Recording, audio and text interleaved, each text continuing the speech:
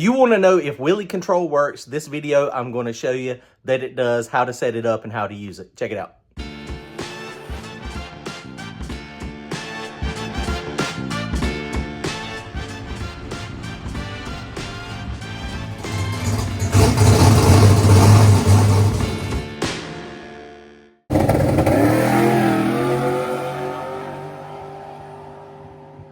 What's up, boys? Welcome back to the YouTube channel. I'm Turbo John. You're on the Turbo John YouTube channel. We just got the hot rod started up. If y'all wanted to know if wheelie control works, I'm going to show you. I'm going to show you today that it does. Check it out, guys. Comment, like, and subscribe.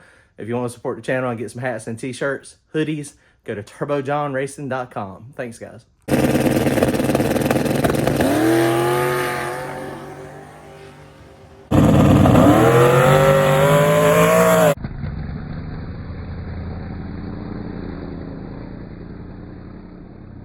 All right, guys, so we got this thing all back together. This is the wheelie control sensor.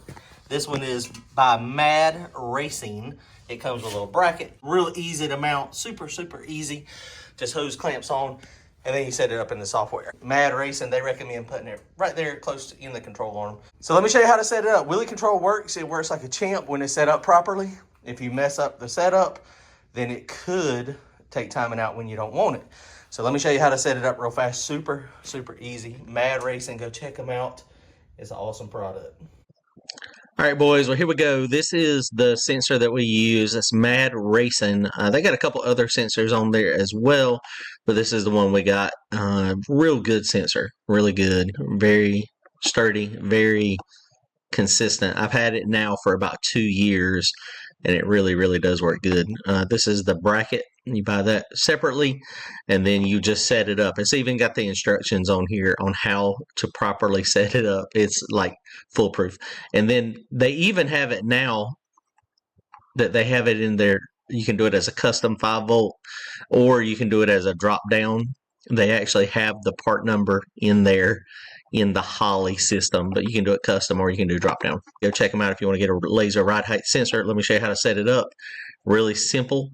In the actual Holley, you go into, and I imagine fuel tech and all of them are the same too, but Holley, this is what we're familiar with. So you go into your inputs, you got wheelie control, we got it set up as a 5-volt. So you hit configure. If you wanted to do the drop down box, when you go up here, it's right there. You can just click that, but if you don't, you can set it up yourself.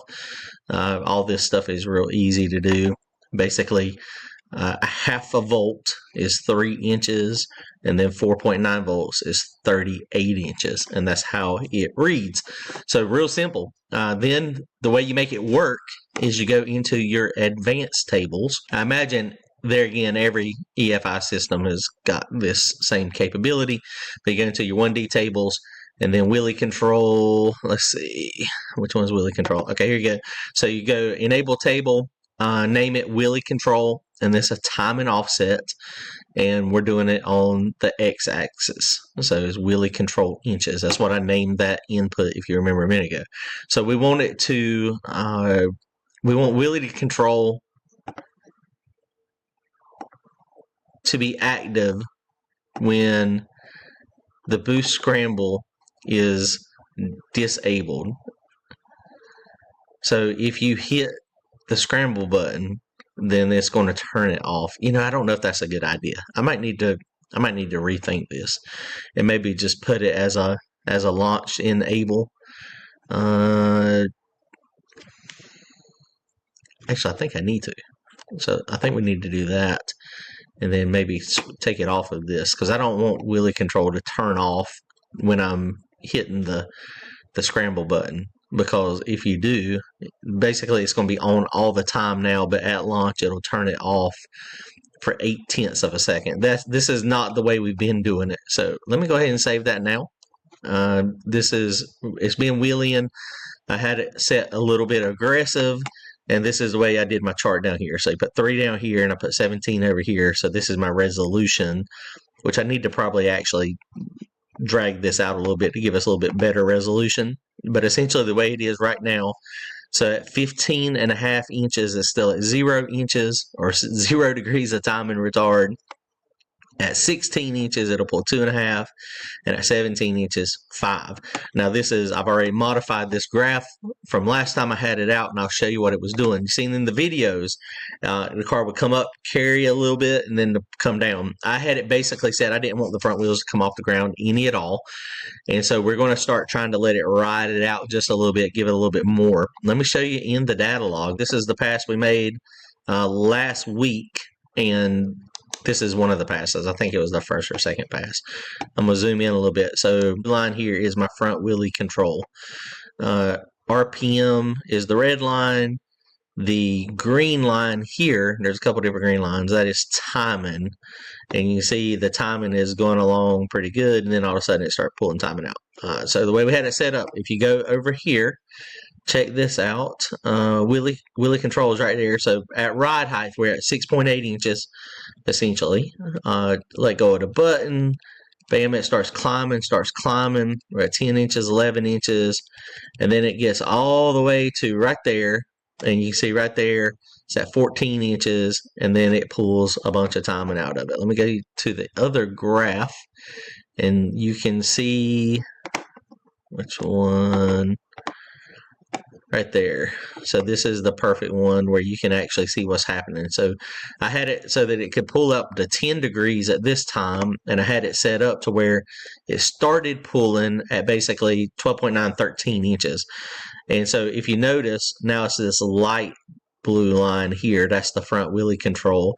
I didn't want it to go over 13 inches. And the car come up pretty fast. And so it come up, and when it come up, that you can see it's starting to pull timing. As soon as it gets right there, it's pulling timing, but the front end is still going up, so it's not pulling enough. And then finally it pulls out 7.7 degrees of timing, and then watch the front end. And notice I have never let off the gas. I'm still at 100% TPS up here. So it starts coming down, boom, it's down, timing goes back in. So all this happened in 0.782 seconds when it started, and by the time it got to 1.25 seconds, so less than a half a second, it had got the wheelie under control. And you can see the RPM up top. You can see it kind of starting to lose RPM, but it pulls timing out. And so it pulled 8 degrees of timing out. And so when it pulled timing out, and this is in addition to my launch retard. So I had my launch retard on, and that's what you get when you take off. So you see that's in addition. So it's at basically 4.5 degrees out there, but total timing at that point was 18 degrees. And so then it comes on back on, and then we're good to go. It is out there, timing comes back in, and then we make our pass, and we're set. So that's it, guys. So the launch control, that's how it works. It's very easy to set up, very easy to get in trouble too. One of the things that it took me a little while to figure out, I'm gonna go out and give me a little bit more resolution in here. I'm never down here. The lowest I'm ever at is like that 6 inches. So I'm gonna go and give myself just a little bit more resolution. But you have to look, like if I had the 0 here and it was a gradual go, then it would gradually pull timing out. I'm gonna start trying to, especially on the backside, I'm gonna probably even modify this for 0.8 of a second. I'm probably going to make this so that it is out there, and probably 1 second and a half, and just realize that I've got to pedal it if it gets too out of control, a quick whop of the gas. I also created a 2D table. Not convinced I'm going to use this one yet. I think I am, though. Basically what I did same thing, time and offset, wheelie control. X-axis is wheelie control inches, and then Y is time. And what this does is same thing. We went out there, if it is at 15.5 inches, which that's pretty high. I'm going to probably drop that down to 15. So we'll go ahead and do that now. And so between 14.5 and 15, let's go to that 14.5. So we know going down track with full travel, my car rolls out. Going down track, we're at 12.6 inches. So what we're trying to do with this table is prevent like a KC Max type deal from ever happening. Hopefully it never does. But if it's going along through there, so after 4 seconds in the run, if it goes above 15 inches, it will pull 10 degrees of timing out. And we got this set up so that the timing starts, of course, when you let go of the trans brake button is when that should happen and should take place. Of course, anytime you got to test this stuff, because as I was having some trouble with my settings on my traction control stuff, so you got to make sure this is always working properly, because otherwise if it pulls 10 degrees out at too soon in the run, or if it too late in the run, it could be problematic. Anyway, real quick video, want to show you guys how to do it. Comment, like, and subscribe. Go to Mad Racing, grab you a laser ride height sensor. They're awesome. They work really, really good. Comment, like, and subscribe. See you guys later.